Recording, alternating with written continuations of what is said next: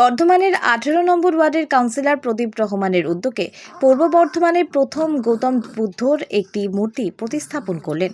পবিত্র রমজান মাসে যেভাবে রোজা রেখে নিজের ধর্মের মান রক্ষা করছেন, তার সঙ্গে সঙ্গে হিন্দু ধর্মের মানুষদের প্রয়োজনে দেবদেবীর মূর্তি এবং মন্দির প্রতিষ্ঠা করছেন এই প্রদীপ রহমান। তার কাজে খুশি গোটা 18 নম্বর ওয়ার্ডের এলাকাবাসী তথা সমস্ত ধর্ম বর্ধমানবাসী। যেভাবে ছট পুজোকে হিন্দু ভাষাভাষী মানুষের জন্য সূর্য মন্দির নির্মাণ করেছেন, সেইভাবে সেই মন্দিরের সামনে শিব মূর্তি ও শিবলিঙ্গ প্রতিষ্ঠা করেছেন। আজ আবার গৌতম বুদ্ধের মূর্তি প্রতিষ্ঠা করে মানুষের কাছে আশীর্বাদ লাভ করলেন 18 নম্বর ওয়ার্ডের কাউন্সিলর প্রদীপ রহমান। তিনি মুখ্যমন্ত্রী মমতা বন্দ্যোপাধ্যায়ের অনুপ্রেরণায় দীক্ষিত। ধর্ম যার যার, উৎসব সবার, এই স্লোগানকে সামনে রেখে তিনি এগিয়ে চলেছেন। বর্ধমান এই প্রথম কোনো মুসলিম ধর্মের কাউন্সিলর মন্দির প্রতিষ্ঠা করছেন, তাতে অনেকেই অনেক রকম কথা বলবেন, কিন্তু তিনি নিজের কাজকেই তার ধর্ম বা কর্ম বলে মনে করেন। যেভাবে শহরের জঞ্জাল তিনি পরিষ্কার করার দায়িত্ব নিয়েছেন তার পদমর্যাদার সঙ্গে, সেইভাবে মানুষের মনের জঞ্জালকে তিনি পরিষ্কার করার ব্রত নিয়েছেন। সোমবারে সেরকম একটি দৃশ্য চোখে পড়ল। বর্ধমান দক্ষিণের বিধায়ক খোকন দাসের উপস্থিতিতে এই গৌতম বুদ্ধের মূর্তি উন্মোচন অনুষ্ঠান করলেন। সঙ্গে উপস্থিত ছিলেন অসংখ্য ভক্তবৃন্দ এবং এলাকাবাসীরা। শিল্পী সিদ্ধার্থ পালের হাতের জাদুতে এই গৌতম বুদ্ধের মূর্তি অপূর্ব সৌন্দর্যতা প্রদান করেছেন। সন্ধ্যায় বর্ধমানে এই শিল্পী সিদ্ধার্থ পাল দেশে বিদেশে তার হাতের জাদু ছড়িয়ে পড়েছে সুনাম। আবারও বর্ধমান 18 নম্বর ওয়ার্ডে তার হাতের জাদুতে তৈরি হলো গৌতম বুদ্ধের একটি মূর্তি। দেখুন সেই চিত্র।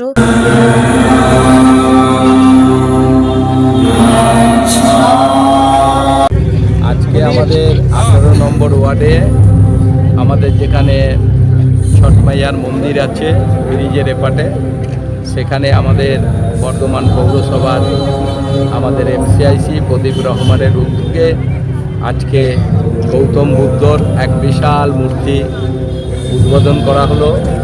যেহেতু এখন উচ্চ মাধ্যমিক পরীক্ষা চলছে, কোনো রকম মাইকের ব্যবস্থা করা হয় নাই।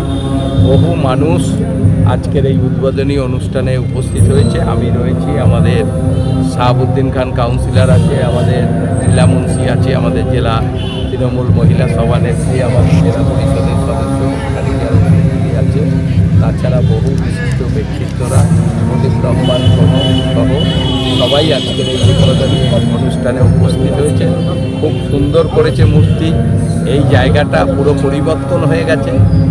সোমবার এখানে সন্ধ্যা আরতি হয় এবং একের পর এক মূর্তির মধ্য দিয়ে শিবের মূর্তি বসেছে। আজ গৌতম বুদ্ধর মূর্তি হলো।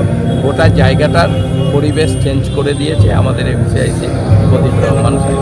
প্রদীপ রহমানের মতো একটি কাউন্সিলর যেটি ঠাকুর দেবতার প্রত্যেকটি মূর্তিকে শ্রদ্ধার সাথে এখানে নিবেদন করেছে এবং চেষ্টা করছে জায়গাটাকে আরো সুন্দর করার। বাংলায় যারা রাজ্যের মাননীয় মুখ্যমন্ত্রীর নীতি আদর্শকে নিয়ে রাজনীতি করি, আমাদের কাছে কোনো ধর্মের ব্যাপার না।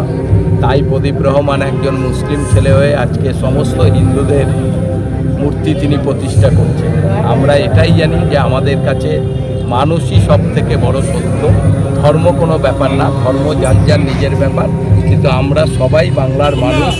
আমরা হিন্দু, মুসলিম, খ্রিস্টান সবাই আমরা একসঙ্গে থাকতে চাই। আর এটা বাংলাতেই সম্ভব, কারণ বাংলার মাননীয় মুখ্যমন্ত্রী তিনি সমস্ত বাংলার সমস্ত ধর্মীয় মানুষকে একসঙ্গে গেঁথে নিয়ে তিনি চলছেন বাংলার উন্নয়নের কাজে। প্রদীপ রহমান কাউন্সিলর এমসিআইসি আজকে বুদ্ধদেবের মূর্তি উন্মোচন করলেন।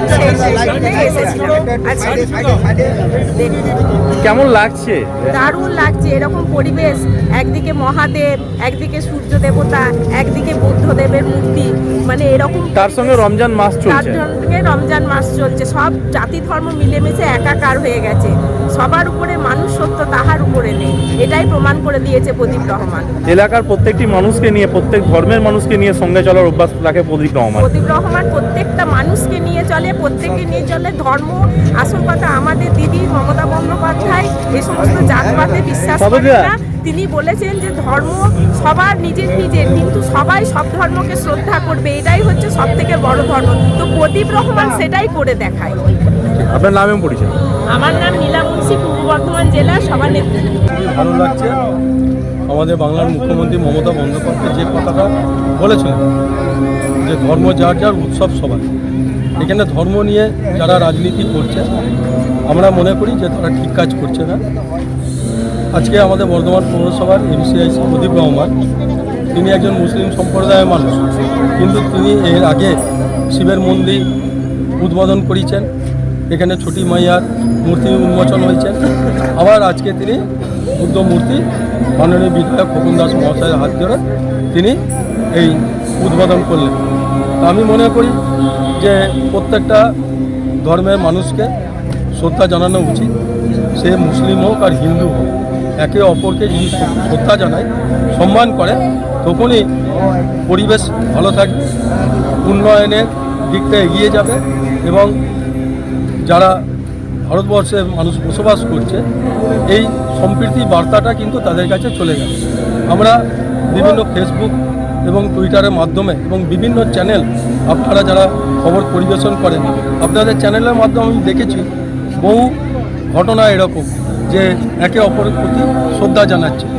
এটাই হচ্ছে বাংলার কৃষ্টি এবং কালচার।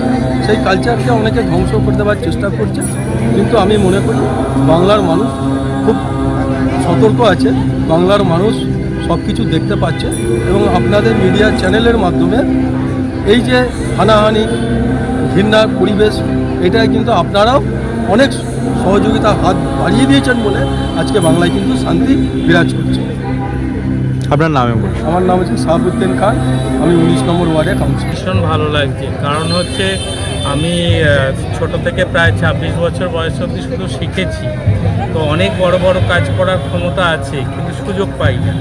তো প্রদীপদা আমাকে যে এরকম একটা সুযোগ দিয়েছে কাজ করার, এতে আমি ভীষণভাবে খুশি। আমি দেশ বিদেশ অনেক জায়গাতেই কাজ করেছি, কিন্তু এত বড় মূর্তি করার সুযোগ পাইনি। এর আগে এরকম বড় মূর্তি করতে পারতাম যদি কেউ আমাকে দিত, কিন্তু প্রদীপদাই একমাত্র আমাকে এই প্রথম এত বড় সুযোগটা দিয়েছে। এর থেকেও বড় মূর্তি আপনি করতে পারবেন? হ্যাঁ, বড় মূর্তি। এই যে মূর্তি করেছেন, এই মূর্তি খরচ কত হয়েছে?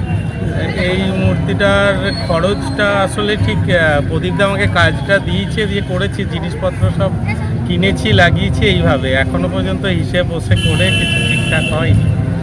আর আরেকটা হচ্ছে আমার গুরুদেব বলেছিল যে অনেকেই মানে ব্রিজ তৈরি করার মতন ক্ষমতা রাখে অনেক ইঞ্জিনিয়ার, কিন্তু তাদের জীবনে ব্রিজ জোটে না, হয়তো বিল্ডিং এইসব করে করেই টাইম চলে যায়। তো সেই রকম আমার জীবনে যে এইরকম একটা সুযোগ পেয়েছি, মানে আমি শিখেইছিলাম কিন্তু সুযোগ পেতাম না কোথাও বড় মূর্তি। আমার তো আর নিজের ঘরে এত বড় মূর্তি করে রাখা সম্ভব নয় আমার স্টুডিওতে। তো সেখানে এইরকম যদি সবাই আমাকে সুযোগ দেয়, আমিও অনেক কিছু করে দেখাতে পারবো। আপনার স্টুডিও কোথায়? আমার স্টুডিও শাঁখারীপুকুরে মাটিমায়া আমার স্টুডিও। যদি কেউ আপনার সঙ্গে যোগাযোগ করতে চায় কোনো মূর্তির ব্যাপারে, আপনার ফোন নাম্বার বলতে পারেন? আমার ফোন নাম্বার হচ্ছে 7029030690। আরেকবার 7029030690। আপনার স্টুডিও কোথায়, অ্যাড্রেসটা? অ্যাড্রেসটা হচ্ছে শাঁখারীপুকুর, বর্ধমান, ওই মাটিমায়া আমার স্টুডিও। আপনার নাম? আমার নাম সিদ্ধার্থ পাল। ধর্ম তো মানুষের মধ্যে সব কিছু, মানুষ প্রথম হচ্ছে আমরা মানুষ, সবার উপর মানুষত্ব, তার উপর কেউ নয়। এবং আজকে আমাদের এইখানে বুদ্ধ দেবতা আজকে মূর্তি আমাদের প্রতিষ্ঠিত হলো। আমাদের বর্ধমান দক্ষিণে বিধায়ক মাননীয় খোকন দাস মহাশয় এটা উদ্বোধন করেন। বহুদিনে আমার ইচ্ছা ছিল যে এখানে একটা বুদ্ধদেবের মূর্তি একটা প্রতিষ্ঠা করা, সেইটা আজকে আমার সাকসেস হলাম আজকে করে, এবং খুব ভালো লাগছে। প্রচুর মানুষের সমাগম হয়েছে এখানে। এবং আগে যেই জায়গাটা এখানে আজকে মূর্তিটা প্রতিষ্ঠা করেছে, এই জায়গাগুলো আজকে মানুষ নোংরা আবর্জন ফেলতো, বাঁকা ধারটাতে আমরা পরিষ্কার পরিচ্ছন্ন করে প্রথমে এই ঘাটটা প্রথমে আমাদের কাঁচা ঘাট ছিল, তারপর আস্তে আস্তে আমরা উদ্যোগ নিয়ে সেটাকে নিজেরা ওই পাকা বর্ধমান মিউনিসিপ্যালিটির সহযোগিতায় পাকা ঘাট করেছি এবং মহাদেবের মূর্তি দেওয়ার সুবিধা মূর্তি বলেছি। আগামী দিনে আরও কাজ করার ইচ্ছা আছে এবং মানুষ যখন বলে যে ভালো কাজ করছে, তখন মনের মধ্যে আরও উৎসাহ বাড়ে যে আরও ভালো করে কাজ করব।